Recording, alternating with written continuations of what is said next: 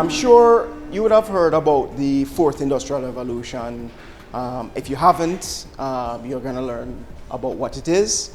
But if you have, you might have heard about it in a quite negative sense, that robots are going to take all the jobs, or artificial intelligence is going to take all the jobs and all of that. And I'm going to tell you up front, that's not quite true. Some of the studies you would have seen, one quoting 800 million jobs being destroyed by robots, not quite accurate, because what they equated with job losses were basically if a task could have been automated, they said that job got lost. But as you know, there are multiple tasks in any one job. So even if you remove one task, you still have the others to do. So we're going to come from it from that perspective. But let me get right into it. But the key part I want to impart here today is that the power is really in your hands. So the fourth industrial revolution. So of course, if there's four, there must be three before it. So the first one, you had steam power being the driver, the steam engine. Then the second one, you start to move to more mass production and assembly. The third one, which is kind of where we are, or not kind of, we are there, computer and automation. And now we're straddling and moving into the fourth, which is what they call cyber physical systems. And we'll get into what exactly that means in a little bit. Just to highlight some of the technologies. So this is giving us similar to what I just showed you, but then it's highlighting in the fourth industrial revolution, what are some of the technologies that are synonymous with it. Some of them, of course, mobile devices, which many of us have, the smartphones and so forth. Augmented reality, big data analytics, smart sensors, 3D printing, and so forth, right? But the fourth industrial revolution, it's not just about the digital, the cyber part, but it's also about how it interacts with the physical world. There has never been a time of greater promise or greater peril. I can tell you that now with the fourth industrial revolution. The things that are possible and the negative aspects of it, right? There are great positives, but there are also some great negatives that are possible. One of which, of course, as I discussed, was the job loss.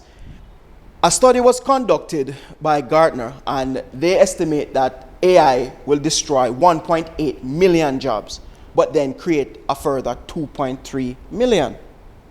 So it's less about jobs being destroyed or created, it's the disruption that will be caused from that. So yes, one job is destroyed and then 10 more are created, but the person that lost the job, do they have the skills to take up any of the 10 new ones? That's the key.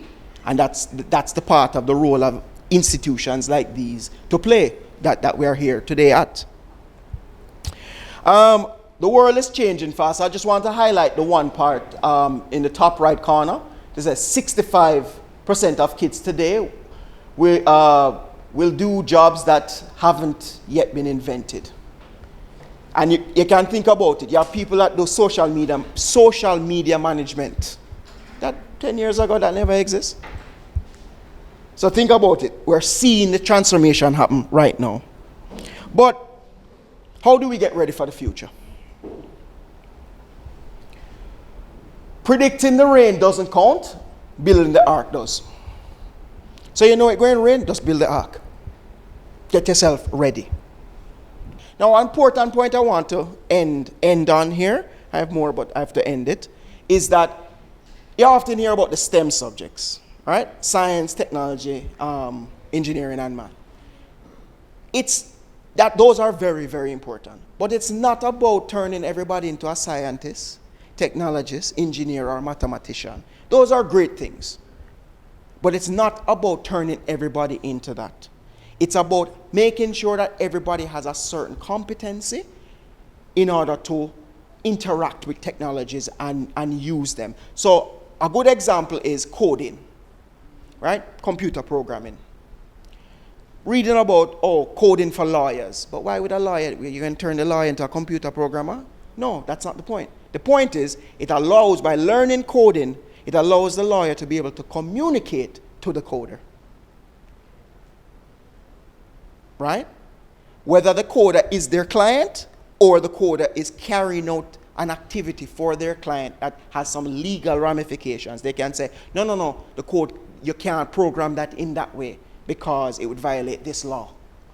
But not being able to communicate with the coder, you have put yourself at a disadvantage that business can't come to you because you can't speak the language of the coder. And with that, I guess I'll end it there.